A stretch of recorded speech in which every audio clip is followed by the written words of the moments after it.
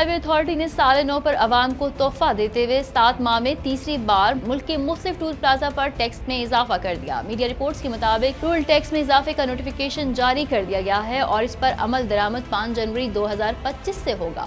NHA के notification के मुताबिक इस्लामाबाद से पेशावर M1 मोटरवे पर गाड़ी के टोल टैक्स में 40 रुपए का इजाफा किया गया, जो कि 460 से बढ़कर 500 रुपए हो गया है। इसके अलावा लाहौर से अब्दुल हकीम जाने वाली M3 मोटरवे पर गाड़ी का टोल टैक्स 50 रुपए बढ़ाया गया है, जो 650 रुपए से बढ़कर 700 रुपए हो गया है। पिंडी भटिया से फैसलाबाद और मुल्तान जाने वाली M4 मोटरवे पर गाड़ी के टोल टैक्स में 100 रुपए इजाफा किया गया है, जो 850 से बढ़कर अब 950 रुपए हो गया है। इसके अलावा सक्खर से मुल्तान जाने वाली M5 मोटरवे पर गाड़ी का टोल टैक्स 100 रुपए इजाफे के साथ 1050 रुपए से बढ़कर 1150 रुपए हो गया है। इस तरह DI खान से हकला मोटरवे M14 पर टोल टैक्स 600 रुपए कर दिया गया है। मजीद अपडेट्स के लिए देखते रहिए WNews.pk।